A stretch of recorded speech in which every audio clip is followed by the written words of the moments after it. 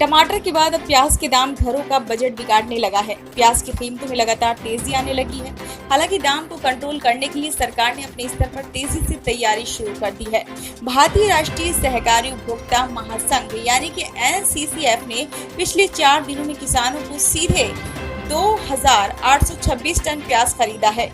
ये खरीद 2,410 रुपए प्रति क्विंटल की दर से हुई। सरकार ने इस साल प्याज के बफर स्टॉक का लक्ष्य 3 लाख टन से बढ़ाकर 5 लाख टन कर दिया है। बाजार में प्याज के दामों को कंट्रोल करने के लिए सरकार ने निर्यात पर अंकुश लगाया है। किसान घबराहट और जल्दबाजी में बिक्री नहीं करें, इसलिए सरकार ने 2 सहकारी समितियों NCCF और NAFED को किसानों से सीधे 1 लाख टन प्याज खरीदने का आदेश दिया है। दोनों सहकारी समितियां सरकार के बफर स्टॉक को थोक और खुदरा बाजार में बेच रही हैं। प्याज के दाम इस समय दिल्ली और अन्य शहरों में गुणवत्ता के आधार पर 60 रुपए प्रति किलोग्राम तक चल रहे हैं। NCCF के प्रबंध निदेशक एनीव जोसेफ चंद्रा का कहना है कि सहकारी समिति ने 22 अगस्त को महाराष्ट्र और मध्य प्रदेश में किसानों से सीधे खरीद शुरू की। महाराष्ट्र में लगभग 12-13 खरीद केंद्र खोले गए हैं और मांग के आधार पर इनकी संख्या बढ़ाई जाएगी।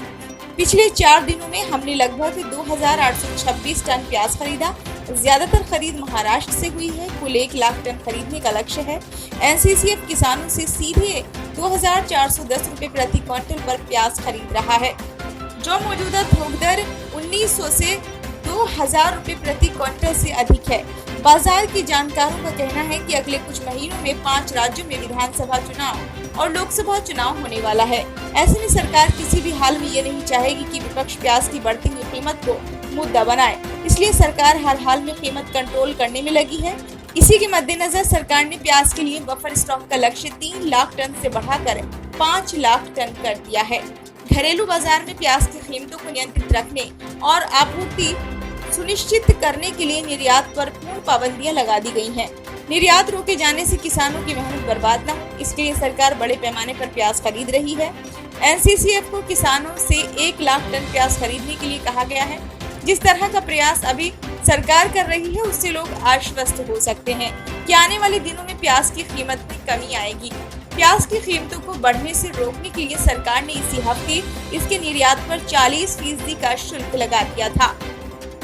वित्त मंत्रालय के अनुसार नया शुल्क 31 दिसंबर तक प्रभावी रहेगा। इससे दुनिया भर में प्याज की कीमतों में तेजी की आशंका बढ़ गई है। गौरतलब है कि भारत में प्याज की कीमतें वार्षिक आधार पर 20% तक बढ़ गई हैं। कीमतों को लेकर टमाटर जैसी स्थिति ना पैदा हो, इसलिए सरकार एहतियाती कदम उठा रही है। इसी बीच जुलाई में भारत की खुदरा महंगाई दर एक बार फिर RBI के संतोषजनक दायरे 6% से बाहर निकलकर 7.44% पर पहुंच गई है। ब्यूरो रिपोर्ट, नई दिल्ली।